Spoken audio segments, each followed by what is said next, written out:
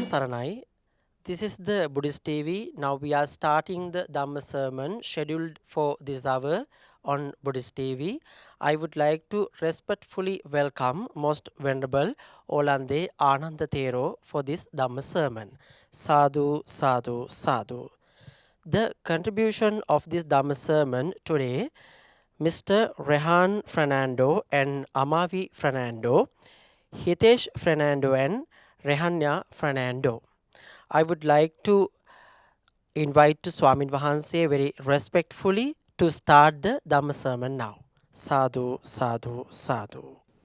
Samanta Chakravalesu Atra Gachantu Devata Saddhammang Munirajasa Sunantu Saggamokkadang Dhamma Savana Kalo Ayang Badanta Dhamma Savana Kalo Ayang Badanta Dhamma Savana Kalo Ayang Badanta.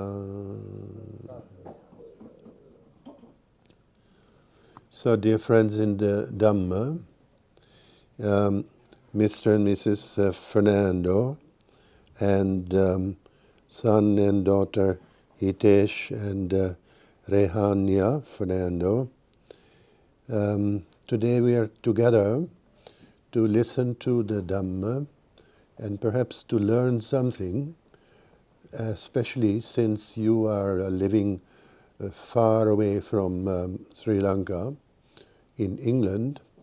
Not that there's no Buddhism in England. There's quite a lot of Buddhism in England. But anyway, now that you're here and you don't understand much Sinhala, we thought of teaching it in English. Buddha's teachings have been possible in many languages.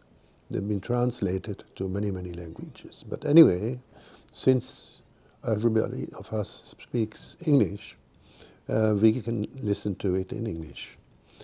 So today I would like to talk about the topic of Buddhism. Is it a religion, a philosophy, or a way of life? One of those three, or maybe all three. Basically, I think that it is all three. Buddhism is not only a religion, is not only a philosophy, and not only a way of life, but something of all the three. So let's say, why is it called a religion, in a sense? Well, it is definitely not exactly the same as other religions, mainly because it is not, like most other religions, based on the worship of a creator God. In Buddhism, we believe that the Buddha was not a god, but rather an enlightened human being who was teaching his discoveries to the other human beings for the welfare and well-being, happiness and edification and liberation of suffering of lots of people. So in that sense, it became, in a way, a religion because the Buddha got new followers. He was not all alone. First, he preached to 5 people in the deer park near Varanasi in Sarnath. And later on, more and more people started joining the Buddha as followers. And most of them came from very good families and quite intelligent and good people. They became followers of the Buddha. They must have come from the existing other religions like Jainism or Hinduism, and they thought in Buddhism there is something special. So that's why we can say it started to become an organized religion.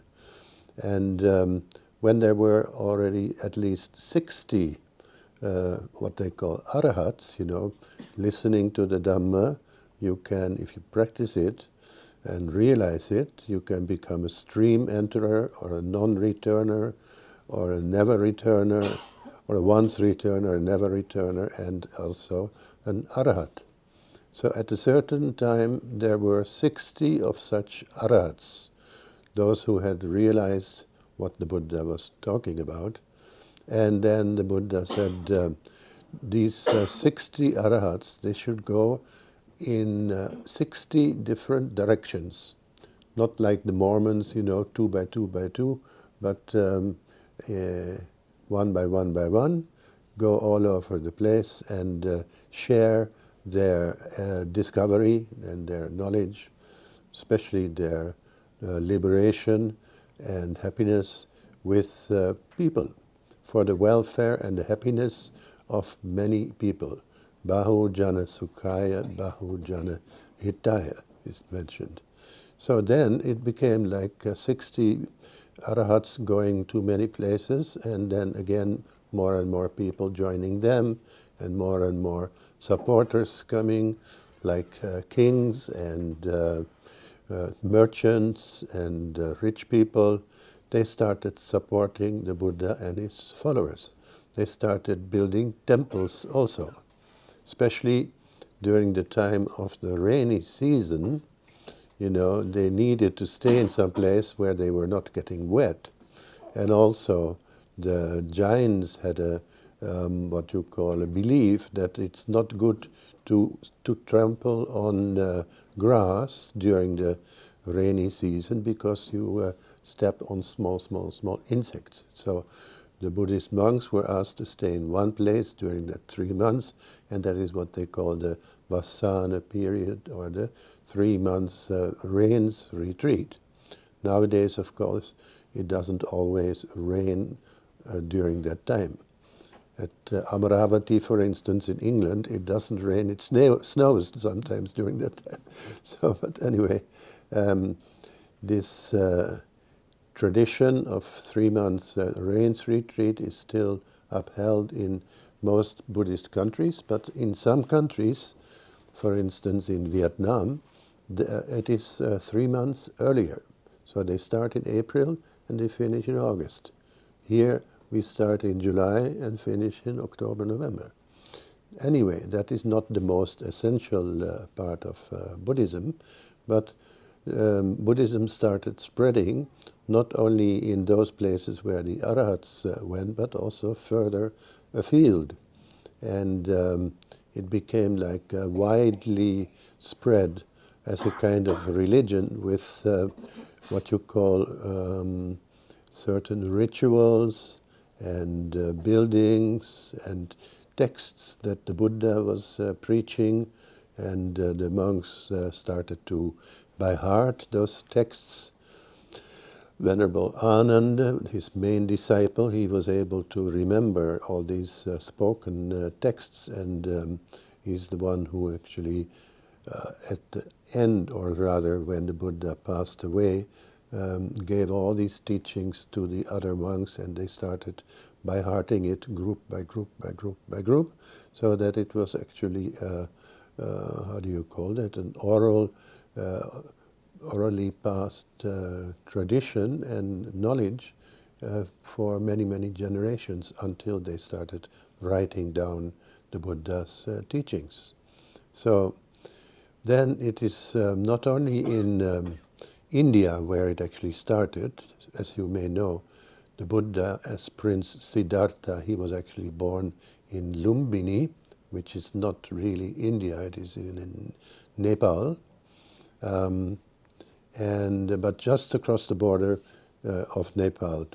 Those days maybe it was part of one bigger Mahabharata, Greater India.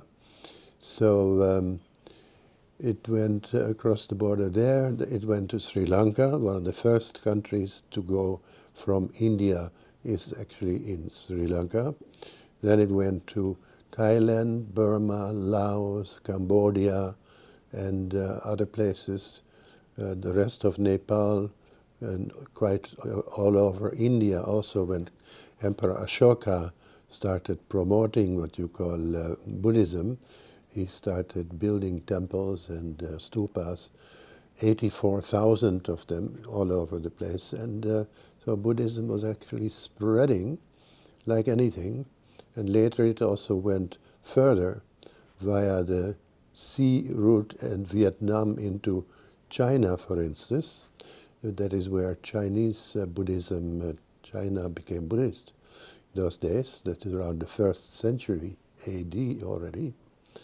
And then it went from there to Korea and Japan, and also to Mongolia and to, places like Siberia and Tuva, that's a very small country in the former Russian Federation, etc. But it went all over. But it also changed a little bit from what is called Theravada Buddhism to Mahayana Buddhism, especially when it went to Tibet and Bhutan and Mongolia.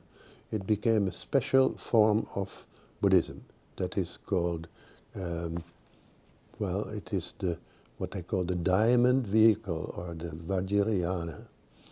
So in Mahayana, which the other northern, what we call the northern countries, like China, Korea, Japan, and Vietnam also, that is where they had the interpretation of certain teachers who were not exactly strictly Theravada, but they had evolved, they had added some new ideas. For instance, the Bodhisattva ideal. They thought it is a higher idea to an ideal to be a Bodhisattva. That means a being who strives for full Buddhahood, even though at the end of their life they could opt out, they could say, that's enough, no more of this, no more samsara, I don't want any more to be reborn. But they said no, they opt for rebirth. Not because they like samsara that much, because there's always suffering in samsara, we know that. They also know that. It's not because they like it so much, but because they can help other beings also to find the path. So to be a bodhisattva is, according to them, a higher kind of ideal than just the arahat idea. So, but whatever it is, the core, or the very central teaching of the Buddha remained the same. The Four Noble Truths, the Eightfold Path, the Paticca Samuppada, the 12 links of dependent origination, and the 3 characteristics of anicca, dukkha, anatta. All that you find in all the forms of Buddhism. But this bodhisattva ideal is the main distinction between what we call Theravada and Mahayana. Earlier they used a term for Theravada that was Hinayana. But Hinayana means something like a lower, inferior kind of vehicle. A little bit like, the Fiat Cinquecento compared to a Mercedes-Benz or something like that, yeah? Actually, the small vehicle is basically, that's why they call it a small vehicle, it's mainly for your own salvation. You work out your salvation for yourself, and that's it. But they say now you have to go beyond that and try to stay in samsara and do good works and help others to find the path and so on, for others' happiness and salvation. And that but whatever it is so that Buddhism actually spread far and wide in those days. And nowadays also we can say that Buddhism has spread quite far and wide, from, let's say, Vancouver in Canada to Sydney, Australia, or, all over Asia. But Asia, of course, has been always there because it was near India in a way. But the United States, Canada, and even South America, and also in Europe, Germany, England, France, you find quite a lot of Buddhism, Buddhist temples, partly because the Asian people who emigrated to those places, like yourselves, in England, Sri Lankan, and other kind of maybe Burmese and Thai people who are living there. They are following their own Theravada Buddhism. They have their own temples also, like the London Buddhist Vihara, one of the oldest. The second oldest Buddhist temple in Europe is the London Buddhist Vihara. One is older, that is in Berlin, from 1924. London is 1926. And then came other temples on top of that, and so many other, especially when the Vietnamese people had to leave their own country because of the persecution by the communist regime in Vietnam. They left Vietnam and they went all over the world. And the Vietnamese are very, very devoted Buddhists. And they want to have a temple as possible close by. So they had small temples all over the world. And they are doing their own type of Mahayana Buddhism. It's very difficult to follow that particular form of Buddhism because of the language. Vietnamese is a language which I stay in a Vietnamese temple when I'm in Holland. Now for so many 20 years or more, every time I go to Holland, I stay with the Vietnamese. And they speak yep in Japanese and in Vietnamese. But I can't make head or tail because it is so different, the language. But still, they, And for instance, in a Chinese temple, when you say Buddhang Saranang Gacchami, then everybody can understand. Do you understand that? Buddhang Saranang Gacchami? You understand. But when a Chinese says that, they say Kwe I Fo, Kwe I Fa, Kwe I Sung, that is Buddhang Dhammang Sanghang. So, but it means the same thing. It's just a matter of language, yes. So the thing is that language is important, but it's not the only thing. It's also the understanding of the concepts and the meaning of the not only concept, but the reality, what is behind the concept. And that is what Buddhism also, teaches. It is not only the Buddha's words, but also the practice, and also the practice of meditation. Meditation is what is leading to insight. Insight leads to wisdom. Wisdom leads to liberation. So when you have that, then you are really like a practicing Buddhist. Not only that, you can practice loving kindness, compassion, generosity. Those are also good qualities. And not only meditation, but in practical terms you can do that too. Also, then you're also a good Buddhist. So there are many different ways. That is why we can say, it was a kind of a religion, yes. It has spread, and there are structures, there are texts also.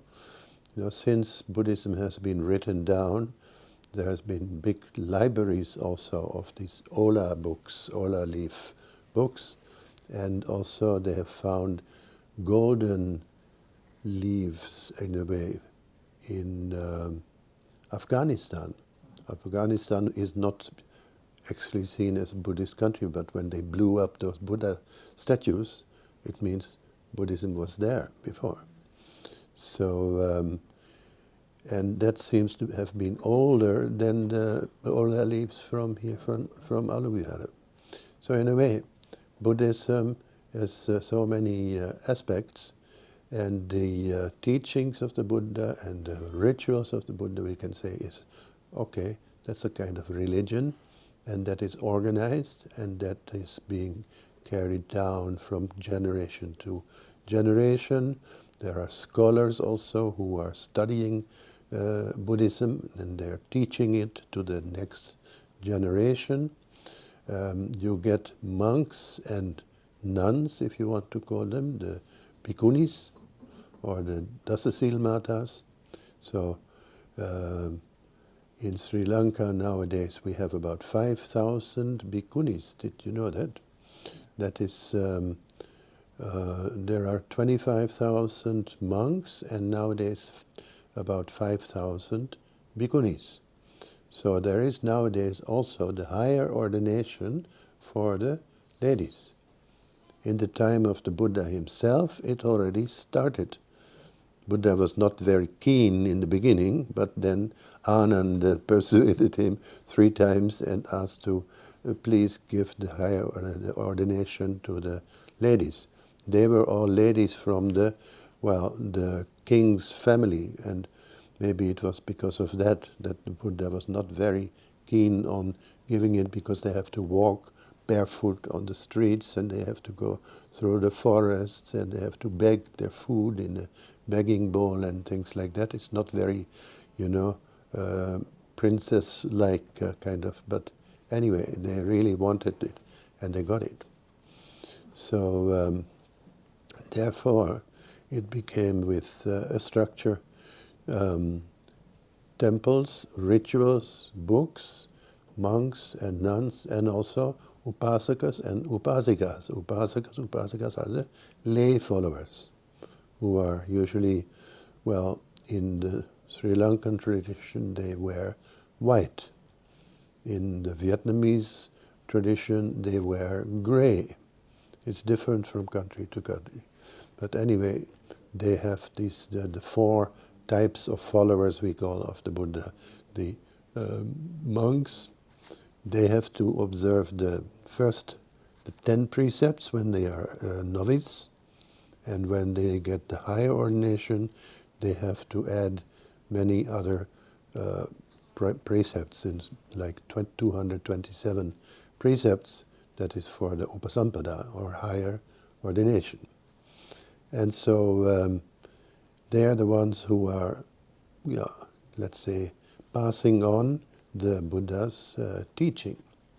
But there have been in Sri Lanka, especially now let's say about Sri Lanka, probably because of the what you call the colonization of the country by the Portuguese and the Dutch also, my forefathers maybe, and the English also. They did not exactly stimulate Buddhism, and sometimes they gave not very good what you call place to Buddhism. And so at a certain point there were not enough higher ordained monks to carry on the higher ordination.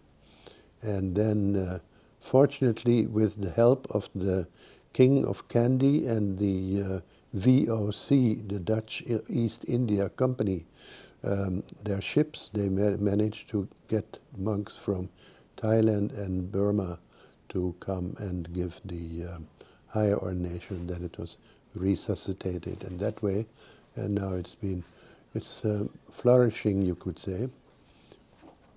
But it's not always the numbers, but it is also the quality, you could say, isn't it, of the Sangha.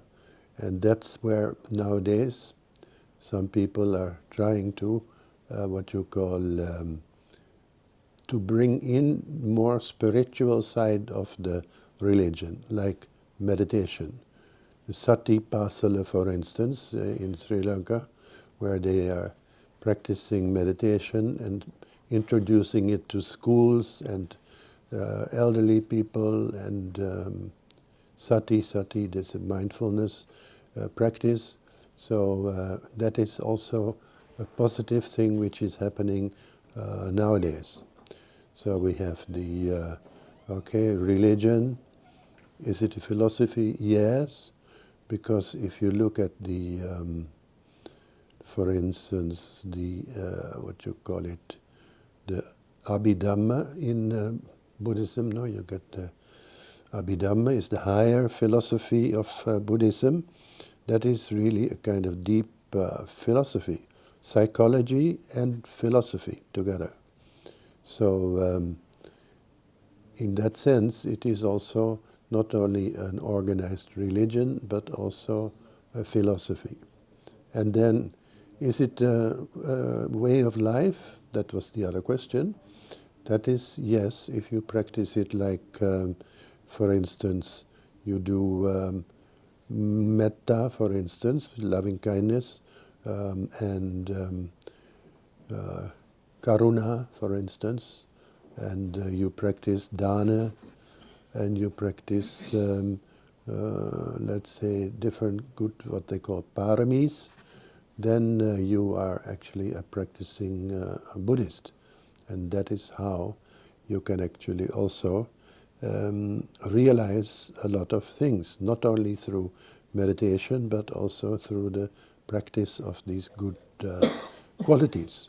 So then it becomes a way of life. If you are putting the meditation also as a kind of daily practice, not only sitting cross-legged and, only meditate when you are sitting cross-legged, but practice mindfulness, what is called sati, in daily life, that you do things with mindfulness and from moment to moment, and not only sitting but also standing and walking and whatever you are doing, then you are putting the what you call the meditation into practice in your daily life. So in that sense, it becomes actually a kind of a way of life, not only a religion, not only a philosophy, but a way of life. So in that sense, Buddhism is it is something that can be suitable for many different kinds of people. It is also not something that you have to believe. That's another important thing why Buddhism goes to Western countries, for instance. The Buddha himself has said, you don't have to believe things because they are written down or that the majority of people believe it, or even because I say so. But you have to just think for yourself, is it something that I can believe? Is it against reason, or is it reasonable? Is it good for myself and also for others? If so, yes, then I can accept it. So that means there is a free thinker's kind of attitude. You don't have to believe just because it is written there or because the Buddha said so. You don't have to reject it either. You can have an open mind, but it is not something that you are forced to. Similarly, with the precepts, in a lot of religions it says, thou shalt not do this, that, and so on, as if there is a kind of a warning stick or a finger in the sky, which is punishing you. If you don't do this, then you go to hell, sort of idea. But in the Buddhist precepts, when they take those, it's more like I take the precept of abstaining from, and then it is, taking what is not given. Like I abstain from stealing and from lying and from sexual misconduct, from lying and from this intoxicants. So it is a formulation where you take the responsibility. It's not something that is forced onto you, but it's like suggested, and then you take it freely. So in that sense, Buddhism is basically reasonable and a very good religion. So I was wondering if among Hitesh and Rehanya, or maybe the parents, there may be some kind of questions, or if you have after this talk, or maybe you had some questions even before the talk. Why do we offer things things like food and medicine to Lord Buddha, shouldn't we offer it to those in need? No, that's a very good question. Bravo. Yes. This is a little bit ritualistic, like tradition, which doesn't really make sense. Now, why do you have that question? Because it doesn't make sense to you. Why do we do that? Now, for instance, I'm not going to have any of these leaves, for instance, but you offer it to me. Maybe I can find somebody who, maybe some other monk who would like to have it.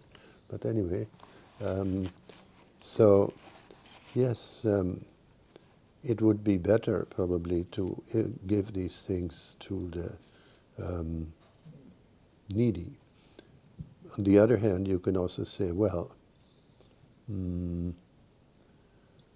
it is in the tradition, like when they do Buddha puja, but before the dana, they offer the first part to the Buddha statue. And then they say, we should not eat from that afterwards. And nobody, maybe you can give it to the dogs, the poor also, can be done. So afterwards. Of course, it would be better if you give them a proper meal also. Enough, like people, they give sometimes 10 monks or 15 monks, 20 monks, and then maybe one beggar is sitting outside and he might get one meal. So these are ethical questions where it's difficult to say, yes, we should only do it this way or we have to do it this way.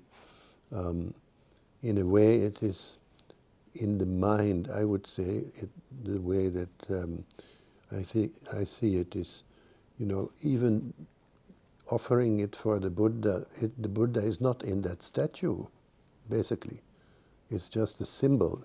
So in your head or in your mind, maybe you think I'm giving this to the Buddha. On the other hand, you know that the Buddha is not there. So, there is, maybe for your information, a book in England written by a man, what's his name? Stephen Batchelor. Stephen Batchelor.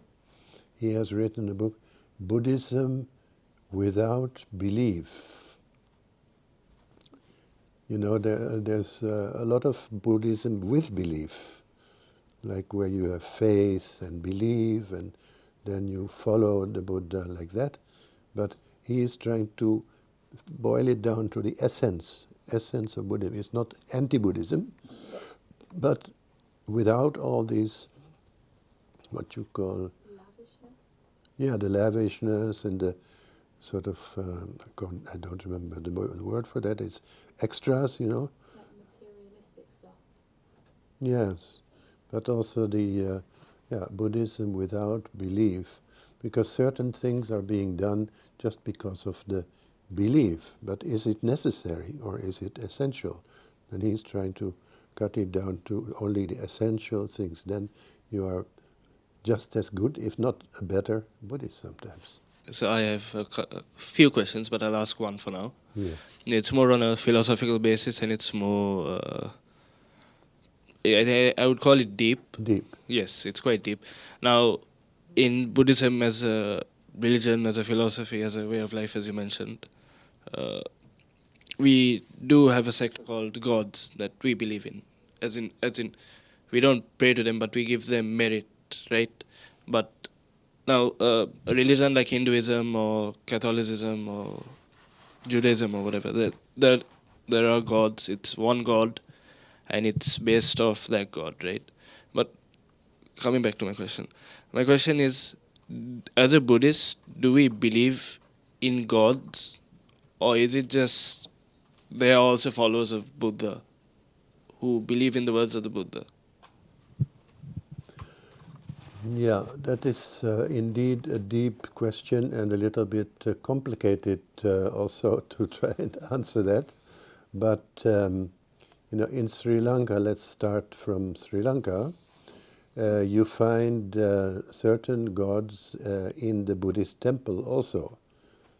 Usually not inside the Buddhist shrine room, but a separate, separate ones. Like in different temples. And there, those gods, they are saying in Sri Lanka, the gods were introduced because of the princesses who married the Sinhalese kings. They wanted to have their gods because they came from India and they wanted to have their gods nearby. Yeah. So that is one way of maybe the origin of those gods. In India, of course, they do say, and here also sometimes, 333, what is it, million or something like that, Tistun Koti. Yeah. So I've never tried to count them also, but there are people who believe that yes, they are there. And maybe there are also possibilities that certain gods, like what they call Gambhara Devata, for instance, those were actually living beings before, a good living being, maybe 100 years ago or so. They died, and they believe that that being is reborn in a Deva realm. And they are sort of around. Not exactly like a ghost, but more or less like an invisible good force. And that if you do something good, then you can do you transfer the merits to such a being, and they get sort of, that is their food in a way. They be happy. It's difficult to verify that. I have no idea. Sometimes when I have a certain belief, it may feel like, oh, I'm getting a blessing from that being. When you do this, it also comes back to you. Could be. So this giving of merits is something else, not only to the gods, but also to your own relatives when they have passed away. Then it could be that, now the way that I think is, when you think of somebody in this world, let's say, now a lot of people have relatives who live far away, like maybe in England or in United States or maybe in Australia, New Zealand, far away.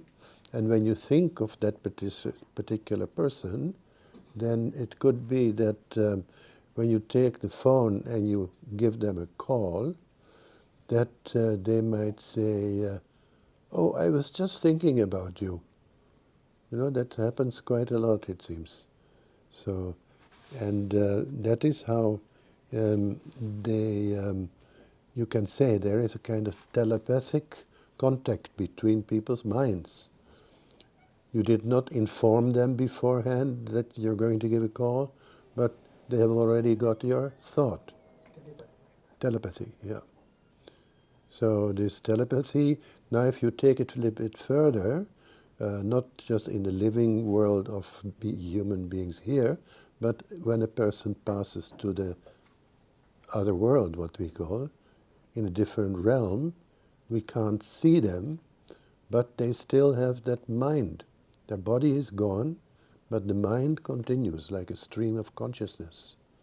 So when you think of them, and you send them good thoughts, may they be well, happy, may they be free from suffering, etc., then it could be that your thoughts reaches them anyway. But we cannot prove it. So when the Lord Buddha passed away, obviously he didn't go back into the cycle of samsara where he was rebirth. So I'm interested, whereabout is the spirit of Lord Buddha mostly located? Like, is it mostly in Annapura, Kandy? Is it like, because this could be in heaven? Whereabout is like the influence of Lord Buddha? Yes, I understand I think I understand the question. It is an impossible question to answer, but anyway, can try it. When the Buddha passed away, okay, parinibbana, they say that is without leaving anything behind, no body, no mind, no nothing, and no rebirth in any realm or any sphere. But then the question is, where did that energy go? If there's an energy, where did it go? Now, for instance, when you have an oil lamp, something like that, and the oil lamp is extinguished by itself, there's no more oil, there's no more light, and it's finished. Then, where did that light go? With the light itself? Yeah, the lamp, like, Yeah, it will like, the smoke will like evaporate and like go into the atmosphere. Goes into the atmosphere, yeah.